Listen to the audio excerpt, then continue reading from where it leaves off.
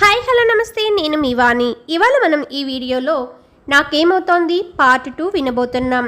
Friends, మీరు కానీ మన ఛానల్ని ఫస్ట్ టైం చూస్తున్నట్లయితే ప్లీజ్ సబ్స్క్రైబ్ చేసుకోండి. అలాగే ఈ వీడియోని తప్పకుండా లైక్ చేసి స్టోరీ ఎలా ఉందో కమెంట్ చేయండి.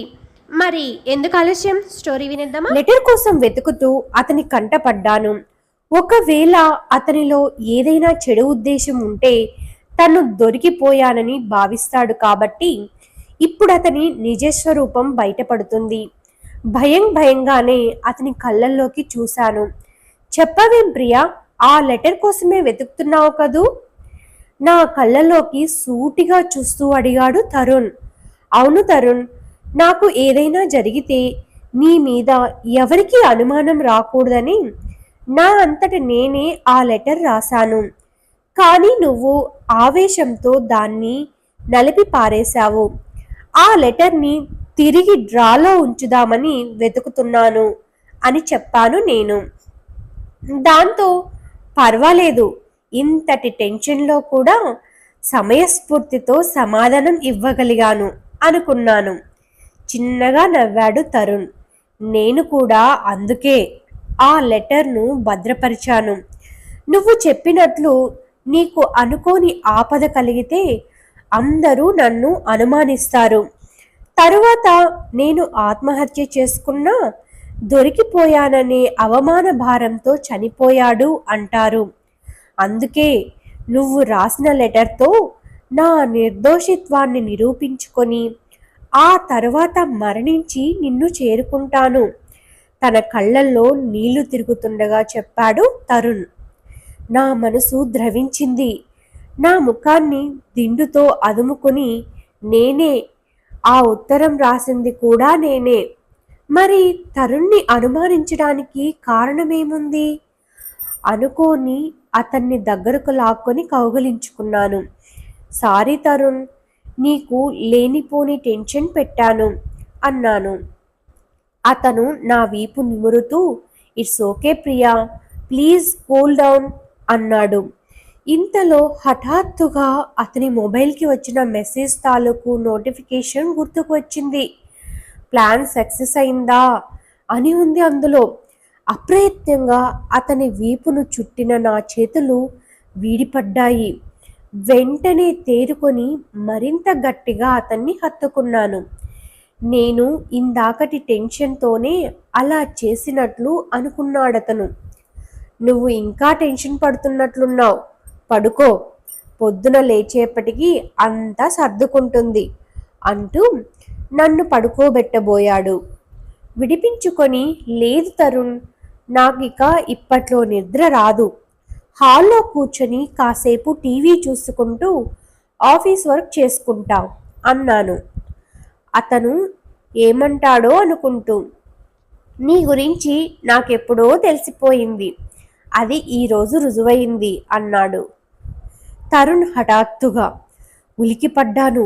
ఏం తెలిసింది? తెలియడానికి నా దగ్గర రహస్యాలేమున్నాయి? అతని మాటల్లో అర్థమేమిటి? నన్ను అనుమానిస్తున్నాడా? గొంతు పెగుల్చుకొని స్కూల్ డేస్ నుంచి ఇప్పటి వరకు ఎవరెవరు నా వెంట పడ్డారో పెళ్లికి ముందే నీకు చెప్పాను. కొత్తగా నా గురించి తెలిసేదేముంది, రుజువయ్యేదేముంది అన్నాను. నేను చెబుతున్నదేమిటి, నువ్వు ఆలోచిస్తున్నదేమిటి? నువ్వు వర్క్ హాలిక్ అని నాకు ముందే తెలుసు. ఈ టైంలో ఆఫీస్ వర్క్ చేస్తానడంతో అది రుజువయ్యిందన్నాను అన్నాడు తరుణ్. నా ఆలోచనలకు సిగ్గుపడ్డాను. అనవసరంగా అతన్ని అనుమానిస్తున్నాను అనిపిస్తోంది. అది కాదు తరుణ్, అర్జెంటుగా పంపాల్సిన మెయిల్స్ ఉన్నాయి. ఇందాక హెడ్ఏక్గా ఉండడంతో తొందరగా పడుకొని ఉదయాన కాస్త ముందుగా లేచి పూర్తి చేద్దామనుకున్నాను. ఇప్పుడు బాగా లేట్ అయ్యింది. ఇక ఉదయాన్నే లేవడం కష్టం.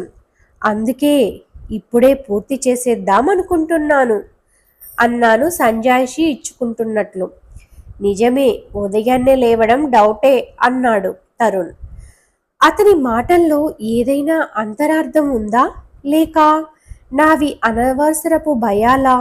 ఆలోచిస్తూ ఉండగానే బెడ్ సైడ్ టేబుల్ మీద ఉన్న నా ల్యాప్టాప్ అందించాడు.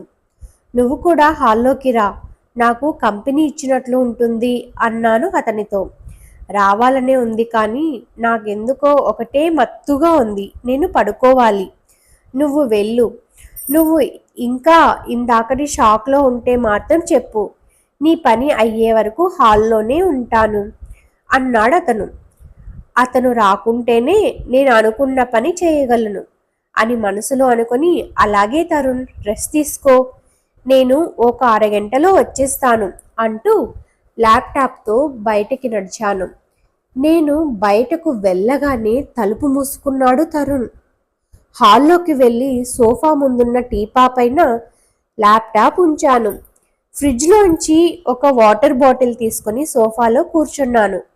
రిమోట్తో టీవీ ఆన్ చేసి ఓటీటీలో మొదట కనిపించిన మూవీని ప్లే చేశాను. ఏదో ఇంగ్లీష్ మూవీ అది. ఇక నేను అనుకున్న పని ప్రారంభించాలని ల్యాప్టాప్ ఓపెన్ చేశాను.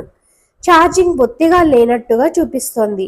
అప్పుడు గుర్తొచ్చింది, ల్యాప్టాప్ ఛార్జర్ బెడ్రూమ్లోనే ఉండిపోయినట్లు. ఇక తప్పదని పైకి లేచి బెడ్రూమ్ దగ్గరకు వెళ్ళి డోర్ హ్యాండిల్ తిప్పాను. డోర్ తెరుచుకోలేదు. లోపల గడియ వేసినట్లు ఉంది. ఏమిటిది? తరుణ్కి డోర్ లాక్ చేయాల్సిన అవసరం ఏముంది? నాలో తిరిగి టెన్షన్ మొదలైంది. తరుణ్ మంచం దిగినట్లు శబ్దమైంది. అలాగే చప్పుడు కాకుండా గడియ తీసిన శబ్దం. అతను తిరిగి వెనక్కి వెళ్ళిన విషయం కూడా నాకు అర్థమవుతోంది. ప్రియా, ఏమిటి బయటే ఆగిపోయావు?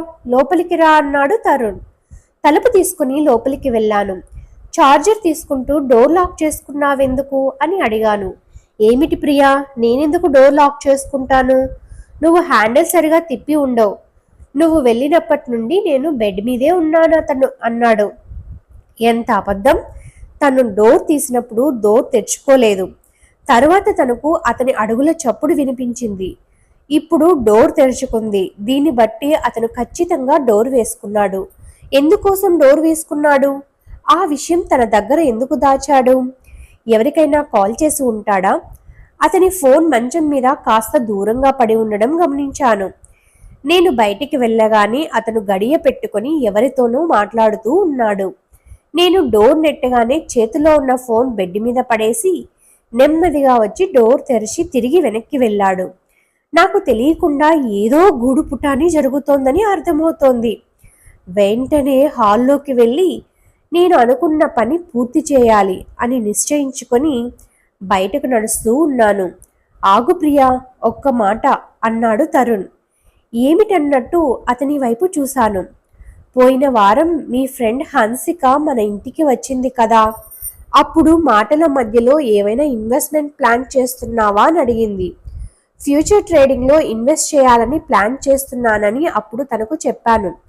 ఆ ప్లాన్ సక్సెస్ అయిందా అంటూ ఇందాక మెసేజ్ చేసింది అని చెప్పాడు తరుణ్. నాకు విషయం అర్థమైంది. ఇందాక నేను తన ఫోన్ వంక చూడడం అతడు గమనించాడు. అందుకని ఆ మెసేజ్కి అర్థాన్ని కల్పించి వివరిస్తున్నాడు. ఆ నోటిఫికేషన్ నేను చూశాను తరుణ్, కానీ నేను నిన్ను నమ్ముతున్నాను, అందుకే దాని గురించి ఏమీ అడగలేదు చెప్పాను నేను. భార్యాభర్తల మధ్య కావాల్సింది ఆ నమ్మకమే ప్రియా. నేను కూడా అంతే. 2 వారాల ముందు మీ ఫ్రెండ్ రోషన్ మన ఇంటికి వచ్చాడు కదా, అతడు నీ గురించి ఏదో చెప్పడానికి ప్రయత్నించినా నేను ఆసక్తి చూపలేదు అన్నాడు తరుణ్. ఓకే తరుణ్, ఓ అరగంటలో వచ్చేస్తాను అంటూ హాల్లోకి నడిచాను. సోఫాలో కూర్చొని టీవీలో వస్తున్న మూవీ వంక చూశాను. ముసుగు వేసుకున్న ఒక వ్యక్తి సోఫాలో కూర్చుని ఉన్న హీరోయిన్ని వెనుక నుండి వచ్చి కత్తితో మెడ మీద పొడుస్తాడు. ఆ సీన్ చూడగానే ఉలిక్కిపడ్డాను. సోఫా వెనుక ఎవరైనా ఉన్నారేమో అని లేచి చూశాను. అమ్మయ్య, ఎవరూ లేరు. సోఫాలో కాస్త పక్కకు తిరిగి బెడ్రూమ్ డోర్ తెరిస్తే నాకు కనిపించేలా కూర్చున్నాను. ల్యాప్టాప్ని ఛార్జింగ్ పెట్టి మూవీని కాస్త రివైండ్ చేసి పెట్టాను. హీరోయిన్ ఒక గది తలుపు తడుతుంది. లోపల నుండి ఒక వ్యక్తి వస్తున్నట్టు అడుగుల శబ్దం వినబడుతుంది. మూవీని పాజ్ చేశాను. ఇందాక నేను బెడ్రూమ్ డోర్ నెట్టినప్పుడు సరిగ్గా ఈ సీన్ వచ్చి ఉంటుంది. మూవీలోని అడుగుల శబ్దాన్ని విని నేను తరుణ్ డోర్ దగ్గరకు వచ్చినట్లు భావించి ఉంటాను. టెన్షన్లో హ్యాండిల్ని పూర్తిగా తిప్పి ఉండను. అలా అతని వైపు మంచిగా ఆలోచిస్తున్న నాకు హఠాత్తుగా అతను హన్సిక మెసేజ్ చేసినట్లు చెప్పడం గుర్తుకు వచ్చింది. నిజానికి నేను ఆ మెసేజ్ తాలూకు నోటిఫికేషన్ మాత్రమే చూశాను. అది ఓ క్షణమే. ఆ మెసేజ్ హన్సిక పంపినట్లు నాకు తెలియదు. కానీ నేను చూసి ఉంటాను అనే ఉద్దేశంతో తరుణ్ ఆ విషయాన్ని బయట పెట్టాడు. పోయిన వారం హన్సిక మా ఇంటికి వచ్చి 2 రోజులు గడిపింది. అప్పుడు జరిగిన సంఘటనలు గుర్తుకు తెచ్చుకోనే మరింత టెన్షన్ కలిగింది నాకు. హన్సిక బీటెక్లో నా ఫ్రెండ్. చదువు పూర్తి కాగానే ఒక ఎన్ఆర్ఐని పెళ్లి చేసుకుని యుఎస్ వెళ్ళిపోయింది. భర్తతో పాటు అత్తమామలు తనను టార్చర్ పెట్టే వాళ్ళని తనకి ఫోన్ చేసి చెప్పేది. చివరికి అతన్ని వదిలేసి ఇండియా వచ్చేసింది. రిలీఫ్ కోసం ఫ్రెండ్స్ అందరి దగ్గర 1-2 రోజులు గడుపుతానని చెప్పింది. పోయిన వారం నా దగ్గరకు కూడా వచ్చింది. తరుణ్ లాంటి హ్యాండ్సమ్ కుర్రాల్ని పెళ్లి చేసుకున్నావు, యు ఆర్ సో లక్కీ అంటూ నన్ను అతని ఎదురుగా అభిమానించేది. అది అతన్ని పొగిడినట్లుగానే నాకు అనిపించేది. నీ స్నేహితురాలని డిప్రెషన్లోంచి బయటకు తీసుకుని వద్దామంటూ రిసార్ట్లకు మూవీలకు ప్లాన్ చేసేవాడు. ముగ్గురం బయటకు వెళ్ళినప్పుడు మాతో హన్సిక వస్తోందా లేక వాళ్ళిద్దరితో నేను వెడుతున్నానా అనే సందేహం కలిగేది. ఇద్దరూ అంతగా కనెక్ట్ అయినట్లు నాకు అనిపించేది. ఆలోచనలు కట్టిపెట్టి అనుకున్న పని కానిచ్చేయాలనుకుని ల్యాప్టాప్ ఓపెన్ చేశాను. మా నాన్నకు మెయిల్ టైప్ చేయడం ప్రారంభించాను. నాన్నగారికి ఇది షెడ్యూల్ చేయబడ్డ మెయిల్. రేపు సాయంత్రం మీకు చేరేలా సెట్ చేశాను. నేను క్షేమంగా ఉంటే మరో రోజు రీషెడ్యూల్ చేస్తాను. ఏ రోజైనా మీకు ఈ మెయిల్ చేరితే నాకు ఏదో హాని కలిగినట్లు అర్థం. టైప్ చేయడం ఆపాను. తెలుగు టైపింగ్ సాఫ్ట్వేర్తో టైప్ చేస్తున్నాను. తర్వాత అసలు విషయాన్ని ఎలా మొదలు పెట్టాలా అని కాసేపు ఆలోచించాను. మైండ్ బ్లాంక్గా ఉంది. పాస్ చేసిన మూవీని ప్లే చేశాను. హీరోయిన్ని ముసుగు వ్యక్తి కత్తితో వెంటాడుతున్నాడు. ఆమె భయంతో పరుగులు పెడుతోంది. ఉత్కంఠతో మూవీ చూస్తున్న నేను బెడ్రూమ్ తలుపు తెరుచుకుని తరుణ్ బయటకు వచ్చిన విషయం గమనించలేదు. Thanks for watching friends. Next ఎపిసోడ్ని త్వరలోనే మన ఛానల్లో అప్లోడ్ చేస్తాను. ప్లీజ్ ఈ వీడియోని లైక్ చేయండి, అలాగే తప్పకుండా కమెంట్ చేయండి. Thanks for watching.